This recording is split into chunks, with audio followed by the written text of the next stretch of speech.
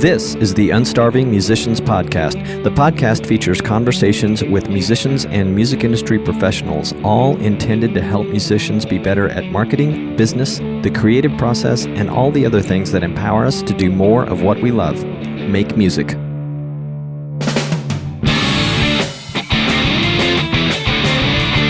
Hey, it's your host Robonzo. Thank you for tuning in. If you are an indie music artist or fan, you're in the right place. Whoever you are, I appreciate you. As a gigging musician and fan of live music, I'm committed to sharing my personal experience, including everything I'm learning from other artists and music industry professionals on this podcast.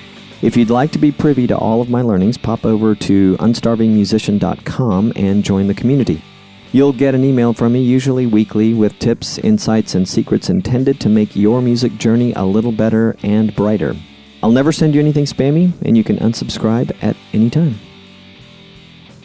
Right. It's just me today. This is Robonzo.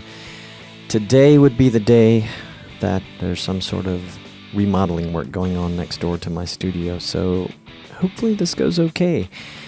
I'm feeling good about this episode. It's only the second time I've done one by myself. I have assembled a best of episode before, but this is the second one I've done by myself, and I'm feeling so good about it, I'm going to chit-chat before I get into the meat of the episode. So I hope you're doing well, whoever you are. I'm great, by the way. Life by the beach is treating me, my wife, and our trusty mascotas, that's pets for you English speakers, treating us all well.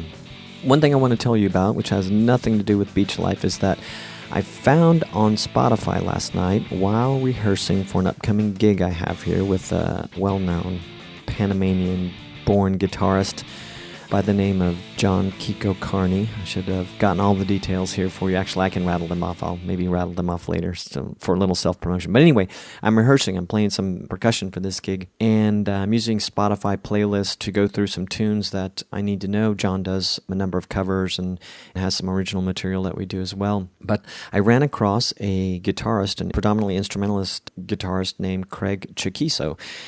His last name, in case you want to find him later or find him now or at some point in this episode, is spelled Chaquico.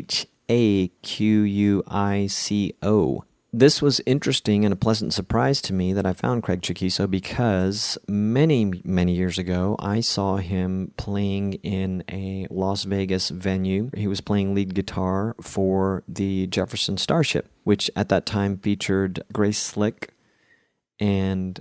oh my God, his name is slipping my mind. The founding member who's no longer with us, I believe is no longer with us. It'll come back to me in a minute. The guy that really matters. And also Mickey Thomas, who was a big voice for the Starship incarnation of the Jefferson airplane, which preceded it. But Craig Chaquico was the lead guitarist, and he was one of those guys I always wondered, what the heck happened to him? I found him. His music just started auto-playing based on some other stuff I was listening to for my rehearsal. And I'm like, wow, this is cool. I listened to him some more today. I want to tell you, he's great music to write to. I've been writing a lot today, including for this episode. If you ever need music to concentrate by, for me, it's music generally that doesn't have lyrics in it. I think he's great music to write by. Maybe you're a coder or a programmer or something. That takes concentration, right? Maybe you can put on some Craig Chaquico, check it out, tell me what you think. But anyway, I'm glad to find that he's done some work. I don't even know what he's doing right now. I haven't really dug into him yet, but maybe I'm going to find him and ask him if he'll be on the podcast. He's not the typical guy I'd have on here, but man, it would be fun. So I'll have to see if I can figure out how to contact him. If anybody knows him, hey, I'm interested. The other thing I wanted to tell you about, also having absolutely nothing to do with the meat of this episode, is that I found a movie that I cannot shut up about. It's called Axis. It's an indie film that was produced and directed by Aisha Tyler, who I just adore. Aisha Tyler's done a lot of work in film and TV, and I know her originally as the voice of Lana Kane in the FX animated series Archer. And anyway, this movie's great. It was made in 3 days, from what I understand. It has one character. It is shot in real time, so the plot happens over, I believe, about 24 hours, and it's all done in the lead character's car, and that's all I'm going to tell you, but you should be intrigued. Anyway, it was well done. I'm so happy for her. I'm becoming a super fan stalker of hers on Twitter, so if you see the movie, which, by the way, when I saw it just maybe a week and a half ago or a week ago, it was available for rent on iTunes for only 99 cents. I don't know if that's still going on, but whatever you have to pay for it, if you rent it, I think it's worth it. It's a great film. And if you see it and you like it, go find Aisha Tyler on Twitter and tell her that Robonzo Drummer, that's me at Robonzo Drummer on Twitter, recommended the movie and that you loved it because, like I said, I'm becoming a super fan on Twitter of Aisha Tyler. So anyway, I hope you do check it out. And whether you tell her that I referred you doesn't really matter, although it would be kind of cool, wouldn't it? And then lastly, before I get into this, as I do with all episodes, I tend to put a photo of my guest as the featured photo for the episode. So you'll see that on anywhere that you find the episode published pretty much. I guess if you find it on your favorite podcast, what do you call that? I want to say podcast player. That's not right. But like Apple Podcasts, formerly iTunes or Spotify or whatever, you'll see the logo for the Unstarving Musicians podcast. But if you dig in and look at show notes, you'll usually find a photo of my guest. At any rate, I'm going to try my hand at a little self-portrait photography with my iPhone 6. Yep, still have an iPhone 6. That's the way of life here in Panama. But it's not a selfie. This one's premeditated. It's not another selfie. This one's going to be premeditated in my attempt at being professional and artistic. I'm thinking I should call Neil Zlozauer. He's a real photographer. He's a photographer from back when men were men and before women wore potato sacks in music videos. I got that from him. He was on the podcast once. He was recommended by another guest of mine. Funny thing, I found out that he knows my good friend Rex Brown, who I went to school with. Rex was the bass player in Pantera and has a solo career now, but Neil Zlozauer has been Rex's photographer, his go-to guy for many years. Anyway, Neil is a trip. It's a trippy episode. It's different than anything I've ever done as far as conversations on the podcast. You should check it out for its entertainment value. It doesn't have a lot to do with music. We talk about his career shooting 80s metal bands and then what happened to the photography space as a business and the music industry. He was working at a very unique time when lots of changes happened. Maybe I'll call him, see if he'll give me any tips, even though his forte is film, not digital. But still, he knows some stuff, I'm telling you. Anyway, we'll see how that goes. So when you see the photo, you can laugh or tell me how I could have done better. I'm an aspiring photographer. I took high school photography. I loved it. All right, I wanted to dedicate this episode to house concerts. If you follow me at all, if you read anything I put out, if you're on my email list, in the community, if you listen to this podcast, if you listen to it lately, you know that I'm interested in house concerts, and I have gathered that other artists are interested in knowing more about them. I'm writing about it, including for this episode and for what will be an epic blog post on house concerts. I don't know if it'll be epic, but it'll be pretty good. I think you'll like it.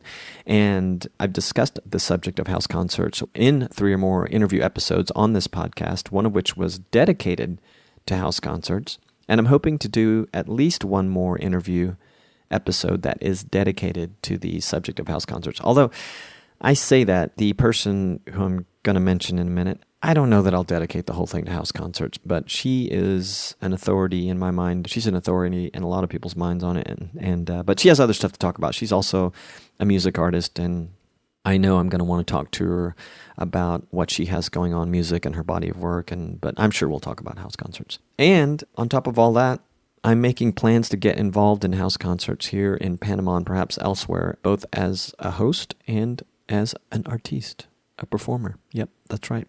All right, so the history of my interest goes a number of years back. I'm going to guess and say, oh boy, it could go back to 2002, 2003 maybe. That's a long time ago, isn't it? For you young listeners. A friend of mine told me at that time that Pat DiNizio, who was the lead singer, guitarist of a band called the Smithereens, who I just realized or forgot died last December 2017, which is a total bummer. Great band, the Smithereens, and a great vocalist and musician, Pat DiNizio. But anyway, my friend at that time told me that Pat DiNizio was doing house concerts. The Smithereens had their heyday in the 80s and maybe early 90s, I'm not sure. DiNizio, still performing, was doing house concerts, and I was like, I didn't know anything about that, and found out that he and other artists who were basically major artists were doing concerts in people's homes. And I guess you might say, well, if he was still a major artist, he wouldn't be playing in people's homes. He'd be playing arenas or whatever major artists were doing then. But still, every artist has their life cycle. And I thought, wow, that sounds kind of amazing. Going to someone's house with, I assume, a bunch of your friends or their friends and seeing someone like Pat DiNizio perform sounded incredible to me. Then a few years later, I was involved in doing some marketing events for musicians in the San Francisco Bay Area. where we would bring together musicians and a speaker who was doing some exciting stuff in the area of marketing for musicians. And it was like a learning event. There was a speaker there at one of those events who mentioned that she and her partner in crime did house concerts. So my interest was renewed again. I didn't get to find out much about it at that time, but I definitely had my interest rekindled. And then after the podcast started, it came back on my radar when a very nice woman named Bree Noble, that's B-R-E-E, not Brie like the cheese, Bree Noble of the Female Entrepreneur Musician podcast and lots of other things female entrepreneurish, mentioned house concerts, and I gathered that she works with a number of artists that are involved in house concerts. So again, my interest is piqued. And then it got interesting when Ray Prim from Austin, Texas, a singer-songwriter from Austin, Texas, came onto the podcast and talked with some specifics about house concerts that he had somewhat recently performed. Following that, a guy by the name of Tom Meny comes on the podcast. Tom Meny mentions house concerts. Tom Meny is a self-proclaimed ambassador for house concerts. He likes them so much. And we get into it a little bit deeper. And Tom Meny, by the way, has been mentioned maybe more than anyone else on this podcast. So you definitely want to check out his episode. He's been really great. And his episode is cool. He's a great artist. So is Ray. So are so many of the people on this podcast. Everyone that's been on here has been great. But you should check out his episode. Then following my convo with Tom Meny, I have a woman by the name of Amy S. Killingsworth on the podcast. And we talk about house concerts from the host perspective. By this time, my interest is huge. I'm already thinking about being more involved, learning more, trying to curate some knowledge and expertise for you guys on the topic, those of you that are interested and those of you who can play them. Here are some of the things that I've learned so far, some of the things we'll talk about in the remainder of this episode. Ray Prim's Illuminati, which I'll explain in a few. Also, there are lots of good resources on the topic, which I'll put in the show notes. And artists who do them love them.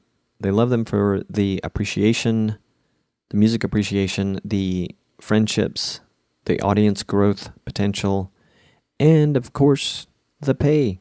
The pay, that's important too. Let me get into Ray Prim's Illuminati. When I interviewed Ray, he told me these great stories of house concerts that he'd done, and I didn't re-listen to the episode before recording this one to have it super fresh on my mind, but I do recall that we got into some discussion about how he got involved, how one gets involved, and Ray kind of stopped me and said that for him, getting involved or getting in the scene, it was like trying to learn about the Illuminati. So this was my first sign that not everyone, and Ray Prim is an amazing artist and he's got it going on, but not everyone has their arms fully around the whole scene of house concerts. The first thing you as an artist have to do is put it out there. Something I love to say, and I've said in other realms and when it comes to getting gigs of any kind, but you have to put it out there. The other thing I like to say is ask or thou shalt not receive. You have to ask for something you're looking for. So there are a lot of ways to do that, but you have to make it known that you are available and interested in performing house concerts. Shannon Curtis does this quite well, and I've seen other artists do it well also. So a quote from Shannon Curtis's book, which is going to be in the show notes, and it is an amazing resource for house concerts. Shannon said, "As many of you know, I basically abandoned traditional club touring a few years ago and have been doing pretty much only house concerts since then." Actually, this quote came from a page that she has on her website dedicated to house concerts, and you can see this quote and that page at shannoncurtis.net. So, Shannon's book, my blog post that's coming out around the time of this episode, the show notes for this episode, those are all great resources to help you figure out how to get into the scene, as it were. There is also a DIY Musicians podcast. I hope I have the name of the podcast right. I believe I do. It's by the guys, a couple of the guys from CD Baby, episode number 134, which features Shannon Curtis. Also a great episode, which Tom Meny told me about.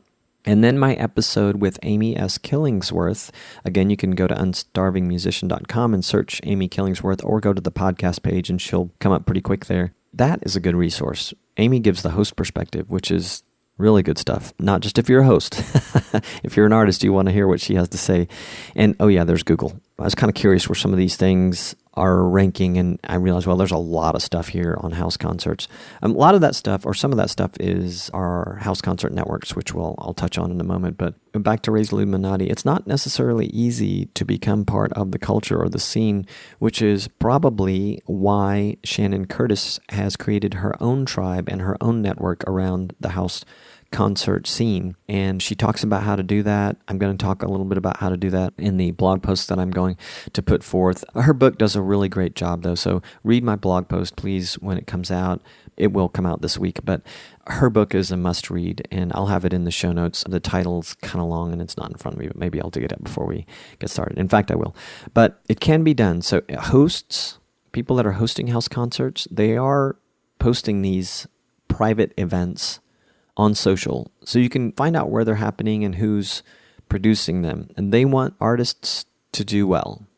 Hosts want to do it more, so they're invested in doing it well. And they're also invested in knowing about other artists that want to perform house concerts. Now, if you're talking about a highly established host like Amy Killingsworth, who co-founded Gary and Amy's house concerts in San Antonio, you're going to be on a waiting list. She does about 12 events a year, and she's booked pretty solid. But she shared a little story about someone who's been pinging her on a regular basis, which I'm going to get into in a second.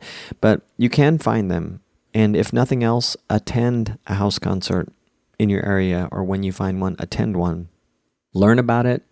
Meet the artist. You'll definitely have a chance to meet the artist and meet the host and meet some of the guests. Some of those guests might be house concert hosts too.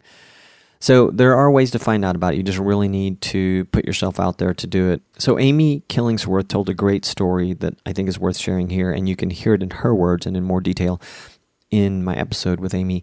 But she shares a great story about Brian Pounds, who was on that show The Voice, which I've never really watched, but I know some of you have seen it. And I do know from what little I have seen, there's incredible talent that goes through there. So Brian Pounds, he has been or has in the past regularly emailed Amy, sent her emails of interest about performing at Gary and Amy's house concerts.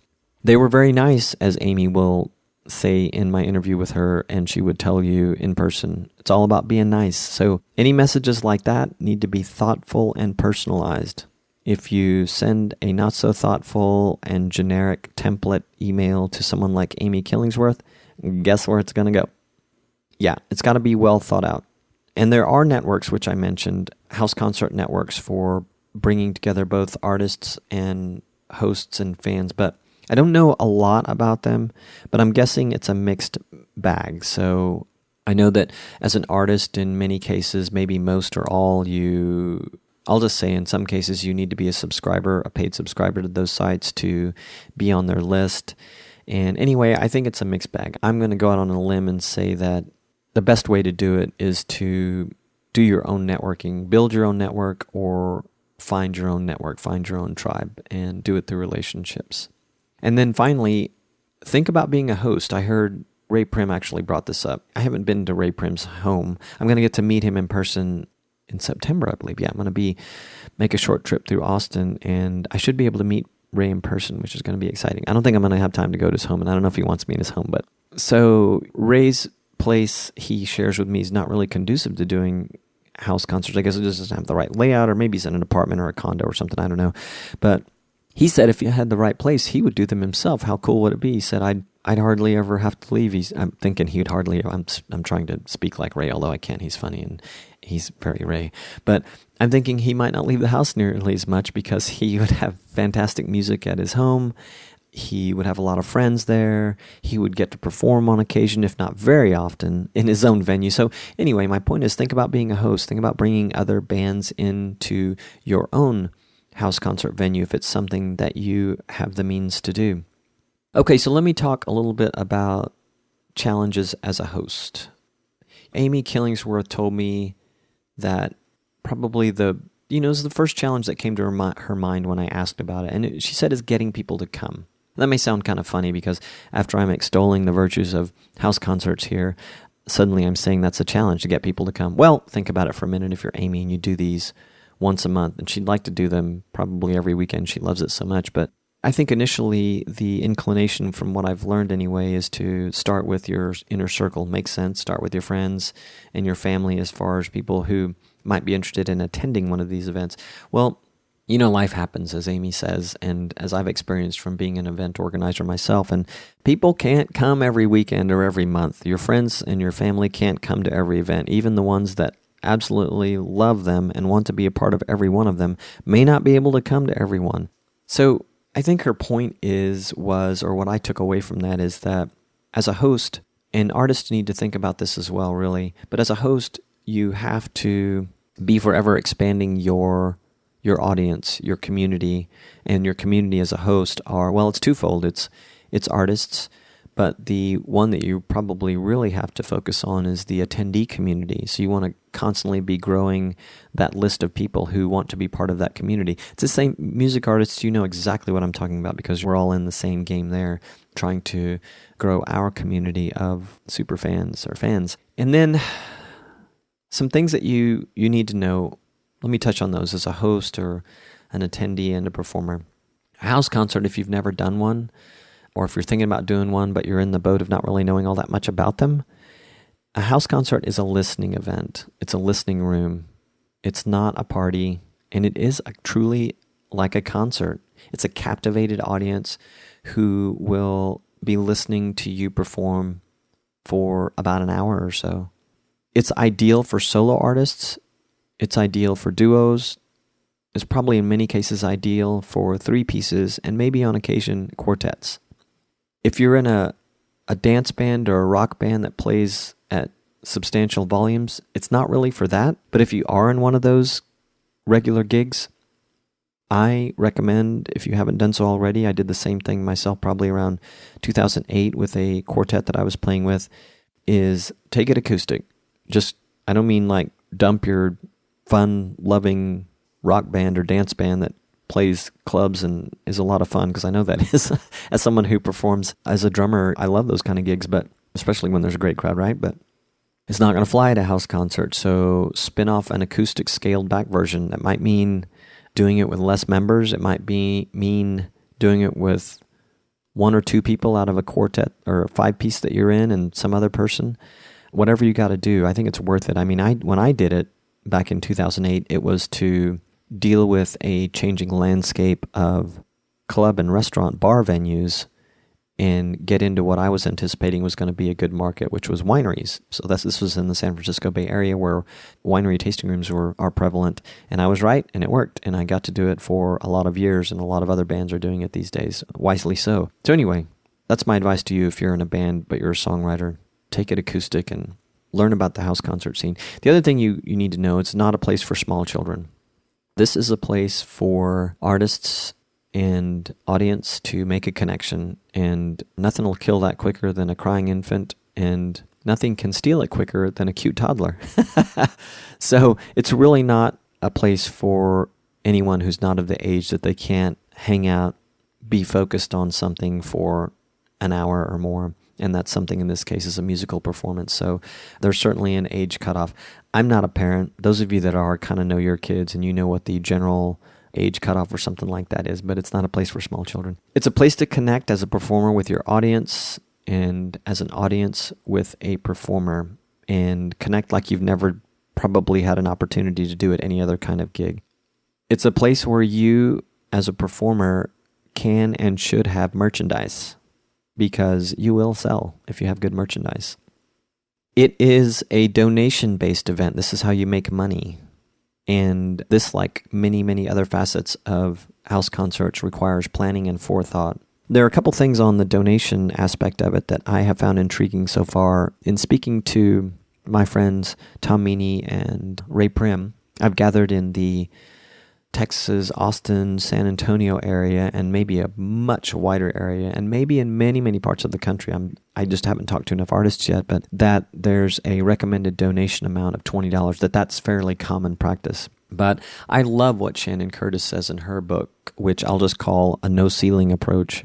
And by that, what she means and what I mean is that she recommends not having the $20 recommended donation amount. And the theory there is, why put that subconscious limit on the mind of the attendees? She has found, which she writes about in her book, she's found that people will donate what they felt the experience was worth, and often that is much more than $20. So I like that approach, and I'm going to be interested to talk to her and other artists about that and play with it myself. It's also private. I mentioned that word earlier. These are private events. They are by invitation or /RSVP only. And I won't go into great detail about this, but this is largely for legal reasons that they are private events. And in part, it has to do with the organizations BMI and ASCAP, which are, again, I'm no expert on either of these. I've known of them for many years, but these are organizations that help to ensure that royalties reach the pockets of artists, generally speaking. But, so they are private events. You need to know that. I have gathered that they can be marketed in a very specific way, and I think I have a good handle on that. You should too, because you can get yourself or your artist into, I don't want to say trouble, but you can make your event not work if you don't do it right. And understanding this private event aspect of it is part of doing it right. All right, for the artists, you are going to play a 1-hour set as a general rule. That's right, a 1-hour set. No 3 50-minute sets, no 4 hours worth of performance that comes after the setup and precedes the teardown of your gear. Your event in its entirety, yeah, I know this is outlined really well in Shannon Curtis's book. I'm not going to try and remember it here, but it's probably, let me say 4 hours, because here are some things that I do remember. You need an hour to get there and get set up, get the lay of the land, so to speak, and make sure that your merch is in the right place. Help your host make any tweaks that might be necessary to make sure that the setup is the best that it can be for the house concert experience. You have an hour to mingle with guests. So after that first hour you're set up, guests start to arrive. You have an hour to start connecting with guests. They don't get to do this. It's like they're backstage. They don't get to do this when they see other artists, hopefully of your caliber. So this is really cool for them, and it's cool for you too. Then, showtime, you perform your hour set. And then there will be the hour after, during which time you will sell merchandise, mingle some more, and then ultimately you're going to tear down and head to your hotel or to your room at the venue, if that maybe is the case. Now, I just gave you sort of a general timeline for an event, but if I reflect back to my conversations with Tom Meny and Ray Prim, they describe a 2-set house concert, if I'm remembering right, with a mingle or like potluck type thing going on in between, some sort of break. That's the other thing too. They also mentioned that in their region, this is again, I'm just kind of speaking generally, but like Austin, San Antonio, the events are generally involve a potluck dinner or meal. So, and they're BYOB. So people are bringing food that might be themed, and it's bring your own beverages. So everyone gets to eat, gets to mingle. The artist gets to do 1 or 2 killer sets, sell some merch, connect with the audience in a big way, and add as many as 20 people a night to their community, according to Shannon Curtis, if you do it right. And there are probably artists who are doing numbers even more than that. And just think about that for a minute. So if you're someone who's playing music full-time and actually managed to assemble a house concert tour, if you're playing 3 shows a week or 4 shows a week, and you're expanding your community, and I'm talking about people who sign up for your email list by 20 people a night, that's pretty huge. You are not going to do that playing clubs and cafes, playing a clubs and cafes tour. Yeah, probably not going to do that. And you can really connect with your audience before, during, and after your performance, as I mentioned, which is great for fans. Everybody who's a music fan, if you're an artist, you're a fan, it's great for us, right? If you put yourself in the fan shoes, to be able to chit-chat with the artist and also to have experienced your storytelling that is weaved into your music and your songs and your lyrics. So doing it right and doing it well requires planning. It really requires planning. So if you're finding what I'm talking about informative, do some more research. I'm going to leave you with a lot of stuff in the show notes. I'm going to leave you with more to think about in the blog post. If you're part of my community, you'll be getting more via email. But plan it, and plan it well. Work with your host. Work with the space that you're provided. Work on your usual stuff, the gear, the logistics, the production, your merchandise, etc. You can do entire tours, or you can get yourself embedded in the scene locally like Ray Prim and Tom Meny have done. That's all I'm going to share with you today. I think I could talk more, I could go on and on about it, but I'm going to leave you with that, some show notes, which will be part of the blog post that is complimentary to this episode. And if you're in the Unstarving musician community, you'll get additional information in the future and resources and tips on house concerts. And all you have to do to be part of that community, as you probably already know, is visit unstarvingmusician.com, and there's a little place to sign up right there. All right, man, it's been great. I hope you enjoyed this as much as I did. One more thing I almost forgot. I was going to mention my gig with John Carney that I have coming up in Panama, but in the spirit of keeping this podcast evergreen so that you don't hear my date a year from now and go, I missed it. You can find out where I play anytime at unstarvingmusician.com/shows. And you can learn a little bit more about me and or hire me as a musician by visiting unstarvingmusician.com/music. And then the last thing I was going to mention is a book by Shannon Curtis. So the title of the book that I mentioned several times throughout this episode is No Booker, No Bouncer, No Bartender, How I Made $25K on a 2-month house tour and How You Can Too, by Shannon Curtis. I'll have a link to that in the show notes, but you can find it on Amazon or at shannoncurtis.net. All right, that's it. Ciao.